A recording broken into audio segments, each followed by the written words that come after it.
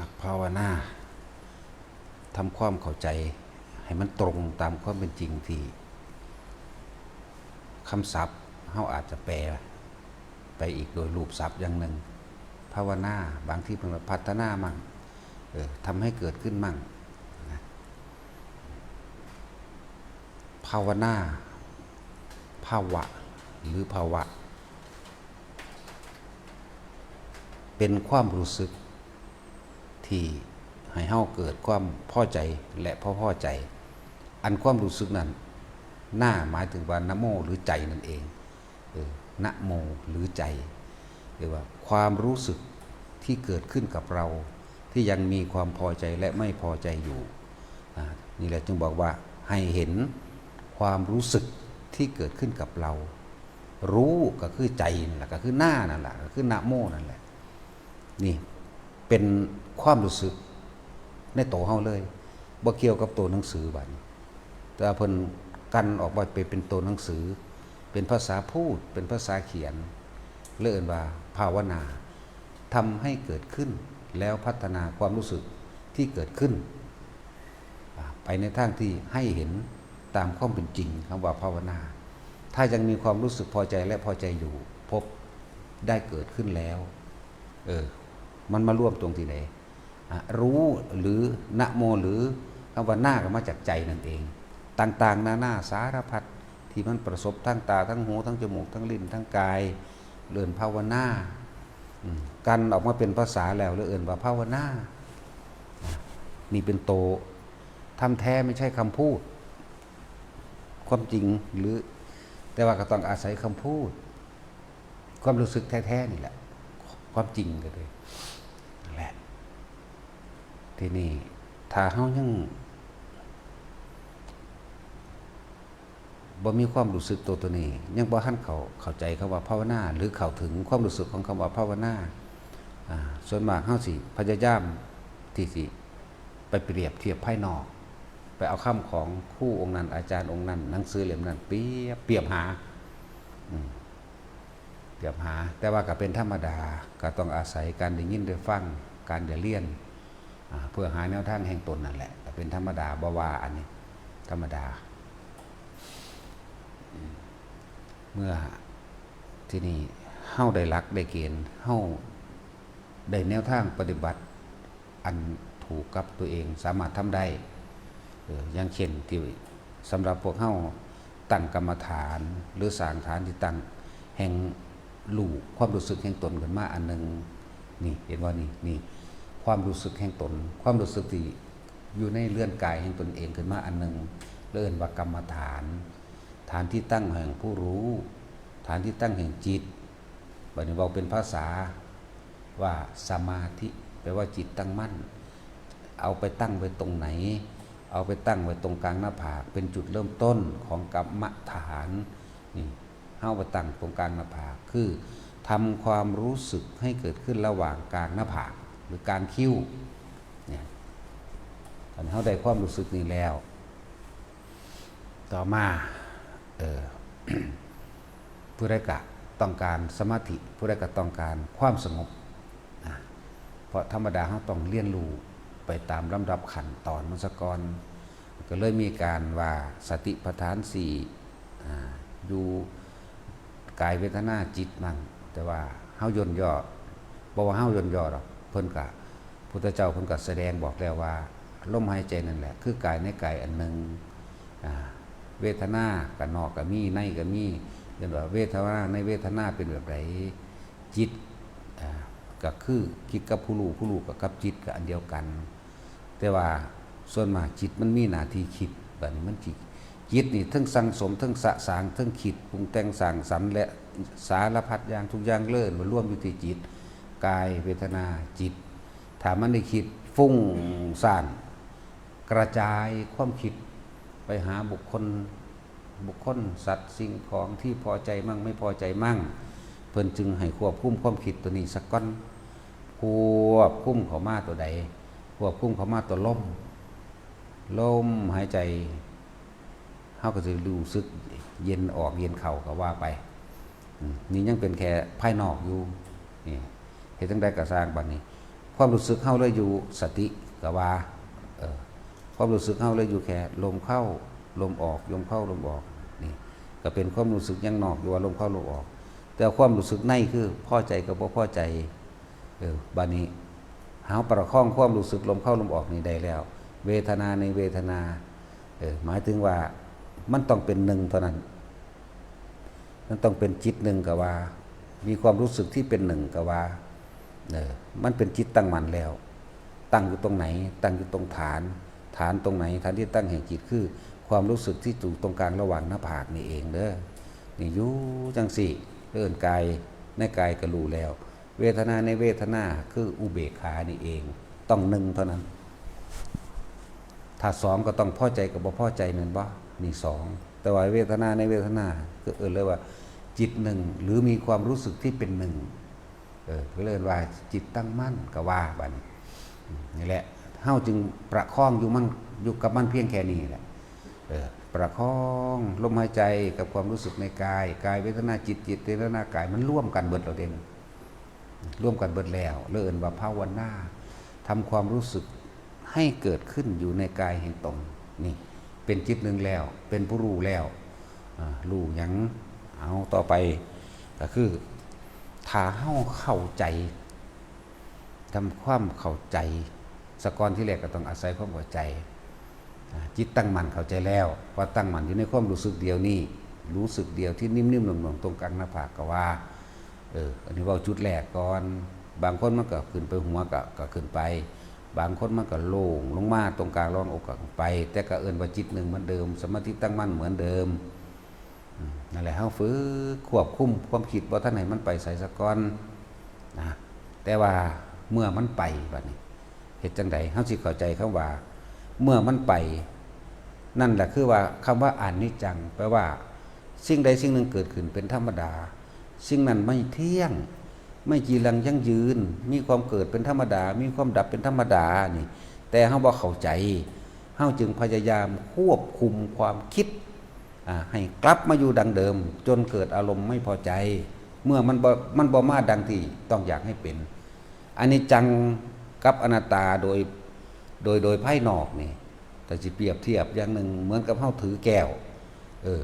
แก้วมันตกมือแตกปุ๊ะถ้าเฮาเข้าใจว่าสิ่งนั้นเป็นของเราเฮาสิทุกข์ทันทีกับมันเลยเฮาสิบ่พอใจกับมันเลยเพราะว่าเฮาบ่อยากให้มันแตกนี่ของภายนอกความคิดก็เหมือนกันบัดนี้นอกเหมือนกันอีกคิดไปคิดอย่างจังสี่เด้มึงคือบอกมาจังสี่นี่นั่นเลยเอิ้นนั่นแหละอัตตาตัวตนเกิดขึ้นเพราะความรู้สึกที่พอใจและไม่พอใจนั่นเองเฮาพยายามควบคุมให้เป็นดังที่ตัวเองคิดควบคุมให้มันเที่ยงให้มันจีรั่งให้มันมาอยู่แช่อย่างที่เราอยากให้เป็นนั่นแหละอัตตาตัวตนมันเลยเกิดขึ้นเฮาก็เลยเป็นทุกข์อนิจจังสิ่งใดสิ่งหนึ่งเกิดเท่าใดมันก็ดับเป็นเท่าใดมันเป็นเหตุเป็นปัจจัยในตัวของมันเองก็แล้วคำว่าอนิจจังอนัตตาเป็นเหตุเกิดแล้วก็เป็นเหตุเกิดเป็นปัจจัยมันแตกในตัวของมันเองเด้อคำว่าอนิจจังกับอนัตตาคู่กันปั๊บทันทีโลดบัดนี้เฮาบ่อยากให้มันแตกเฮาบ่อยากให้มันเป็นไปอย่างอื่นเฮาอยากให้มันแช่อยู่เช่นนั้นทุกขังจึงเกิดขึ้นคำว่าอนัตตาแท้จริงโตแท้ของคำว่าอนัตตาเนี่ยหมายถึงว่าถ้าเฮาเห็นว่านั่นไม่ใช่ของเรานั่นไม่เป็นของเรานั่นไม่ใช่เรานั่นไม่เป็นของเราคำว่าอะเนี่ยแปลว่าไม่อนัตตาขาดจากความรู้สึกในความเป็นเจ้าของขาดจากความรู้สึกที่เป็นตัวเป็นตนขาดจากความรู้สึกที่อยากให้มันเป็นหรือไม่อยากให้มันเป็นขาดออกแล้วนี่แล้วเอิ้นว่าอนัตตาภายในอนัตตาตัวนี้เป็นสุญญตาก็เป็นสัญญาเวทยิตานิโรธก็เป็นธรรมธาตุก็เป็นขาดจากความรู้สึกที่พอใจหรือไม่พอใจนี่ตัวกิ่งมันอยู่นี่นั่นตนเป็นตัวภาษาธรรมภาษาที่เอาออกจากความรู้สึกเป็นภาษาพูดและภาษาเขียนเพื่อให้ทุกคนแค่ว่าน้อมนำไปทำให้เกิดความเข้าใจถ้ามันเข้าใจแล้วก็เหลือตัวเข้าถึงคนที่บ่ท่าน เข้าถึงคำว่าอนัตตาใดนี่เฮาอาจสิเข้าใจเพียงแค่ว่าแก้วมันแตกเสียดายนั่นแหละตัวตนเกิดคือเสียดายบ่อยากให้มันเป็นบ่อยากให้มันแตกนั่นแหละเอิ้นว่าเกิดความรู้สึกแล้วเด้นั่นพอใจกับไม่พอใจที่แก้วแตกไปเข้าใจว่านั่นเป็นของตนนั้นเป็นของเราเด้บ่อยากให้มันเสื่อมสลายอยากให้มันแตกทำลายนั่นแหละที่เอิ้นว่ามันบ่ทันได้เข้าถึงอนิจจังกับจังบ้านก็ถึงอนิจจังเกิดดับพร้อมกันไปโลดนี่แหมแม้แต่ความคิดจึงเร็วอนิจจังนี่เกิดดับพร้อมเลยเด้นั่นเพราะว่าเฮาบ่อยากให้มันเป็นดังนั้นดังนี้เฮาพยายามอยากให้เป็นอย่างนั้นไม่อยากให้เป็นอย่างนี้มันเลยเป็นของที่เป็นเลยทุกข์อนิจจังทุกขังนั่นพอเฮาบ่เข้าถึงอนัตตาจริงๆขาดจากความรู้สึกว่าเป็นเจ้าของมันขาดจากความรู้สึกว่าอยากให้มันเป็นอย่างนั้นไม่อยากให้เป็นอย่างนี้เนี่ยคำว่าอนัตตาแท้คือขาดออกจากความรู้สึกที่อยากให้มันเป็นหรือไม่อยากให้มันเป็นนั่นแหละวิภวตัณหาหรือภวตัณหาก็ดีทั้งความพอใจและไม่พอใจนี่ถ้าเข้าถึงอนัตตาตัวนี้แล้วพอใจและไม่พอใจเกิดขึ้นมาได้ความรู้สึกย่อมไม่มีได้เป็นอนัตตาจากบ้านจังว่ามันเลยเป็นอนัตตาไหมเอาความรู้สึกจากของคือเด้อเทียบเด้อบริแมนเอาสิ่งของอย่างอื่นดอกแต่สิ่งของอย่างอื่นก็เป็นเครื่องประกอบเหมือนกันเพื่อที่จะน้อมนำมาให้เขาถึงความรู้สึกข้างในอาศัยของนอกเป็นวัตถุสิ่งของนอกมาสู่ของในเด้อบ่แม่นวัตถุบ่แม่นสิ่งของใจเฮานี่เป็นแค่ผู้รู้ความรู้สึกเป็นรู้นี่แหละให้ทุกคนถ้าเข้าใจตัวนี้แล้วเวลาเฮาภาวนาสงบก็ไม่เที่ยงมันก็สงบแล้วก็แค่นั้นแหละบ่สงบก็แค่นั้นแหละถ้าเฮาเข้าใจตัวนี้ว่าเกิดว่าดับว่าเกิดอันนี้เอาตัวเว้าถึงเรื่องจิตเด้บ่ได้ไปเกี่ยวกับผู้ใดภายนอกสำเร็จนี่เว้าเรื่องเฉพาะภายในตนทุกคนเลยนี่ทุกคนน้อมเข้ามาตัวแต่ว่าก็อาศัยวัตถุภายนอกคือคนเกิดคนตายผู้ได้เกิดกับผู้นั้นตายการพบคือการเริ่มจากสิคำมันจากแล้วมันก็จะไปคิดน้ำมันเห็นอย่างโอ้ยบ่อยากให้ไปได้คิดฮอดเนาะมันก็เป็นของมันแบบนั้นนั่นแหละถ้าเข้าถึงธรรมชาติแก่นแท้แห่งธรรมชาติแก่นแท้ถึงธรรมแก่นแท้อย่างก็แล้วแต่ก็คืออนิจจังทุกขังอนัตตานั่นแหละนี่แหละร่วมยอดในความรู้ทั้งเบิดกันเลยร่วมลงมานี้ผู้ใดเห็นความเกิดดับเข้าถึงแล้วความพอใจและไม่พอใจเกิดขึ้นมาได้ผู้นั้นก็เข้าถึงอนัตตาไม่มีอารมณ์ความรู้สึกนั่นแหละเป็นของที่มันอยู่กับเฮาเป็นของที่เฮาต้องสรรหาเข้ามาเว้าเพื่อให้มันเกิดให้ผู้อื่นเข้าใจนำซื่อๆเด้แต่ว่าผู้นั้นสิรู้ตรงนั้นก็เลยเอิ้นว่าบางอย่างมันก็อยู่เหนือคำพูดขึ้นไปแต่ก็ต้องอาศัยคำพูดนี่เลยเกิดกลายเป็นเปรียบเทียบอุปมาอุไมยเหมือนภาษาโลกอาศัยตัวนี้ดังว่าเวลามันสงบก็บ่ต้องไปติดอกติดใจเวลามันบ่สงบก็บ่ต้องไปพยายามเพื่อจะให้เกิดความสงบแค่รู้อยู่กับความรู้สึกโตฟังดีๆแค่รู้อยู่กับความรู้สึกโตอย่าไปควบคุมมันความคิดมันสงบแล้วก็อยากสงบนี่อัตตาตัวตนเกิดแล้วเด้นั่นจะว่าพอใจที่จะสงบพอใจที่จะไม่คิดพอใจแช่อยู่อย่างนี้นั่นอัตตาตัวตนเกิดแล้วจากว่านี่จึงบอกว่าเฮ้ามาอาศัยพระปัญญาคุณของพระพุทธเจ้าเฮ้าจึงจะเข้าถึงความจริงได้จึงจะปล่อยวางกับสิ่งทั้งหลายทั้งปวงไหว้ได้นั่นแหละเพราะเฮ้าฟังบ่เข้าใจง่ายๆเด้อันคำว่าสัพเพธัมมานารังอภินิเวสายะนี่สิ่งทั้งหลายทั้งปวงมีความเกิดขึ้นเป็นธรรมดามีความแตกดับเป็นธรรมดาอันบุคคลทั้งหลายไม่ควรเข้าไปยึดมั่นถือมั่นเฮาอาจจะเข้าใจนิดหน่อยฉาบท่าสเก็ตก็บ่ว่าได้กลิ่นมันซะไปบ่ทันบายสเก็ตถ้าเข้าโตถึงโตมันแล้วมันสิเข้าถึงอนิจจังอนัตตาทันทีเห็นอยู่นี่ก็รู้กันในปัจจุบันคุยกันในปัจจุบันบ่ได้ปรุงแต่งไปทางใดอีกมันสิไปหรือมันสิมามันสิอยู่หรือมันสิตายมันก็เป็นอีหยังที่จิตเฮาปกติ จิตปกติกลางๆนี่ภาษาซื่อๆเด้นะมันสิบ่จริงๆมันมีความนึกปรุงแต่งอหยังว่าเขาต้องเป็นอย่างนั้นเขาต้องเป็นอย่างนี้เด้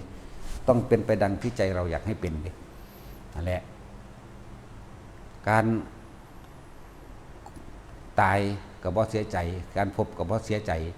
ดีใจและเสียใจมันบ่มีเลยพอใจแล้วไม่พอใจมันเกิดขึ้นไม่ได้เวลาเฮาภาวนาสงบก็แค่รู้สึกอยู่ในลมอยู่ในลมหายใจกับอุณาโลมเฮาเองในความรู้สึกตัวในกายเฮาเองบ่สงบมันคิดไปแต่ก็เอาความรู้สึกตัวไว้นี่เหมือนเดิมอย่าไปคุมมันด้วยความคิดคิดดีสัญญาเก่าดังเดิมมันก็บอกว่าคิดดีคิดร้ายสัญญาเก่าดังเดิมคือรู้มันก็รู้ว่าคิดร้ายมันก็รู้ว่าคิดดีแต่ว่าบ่ต้องไปพยายามให้มันคิดดี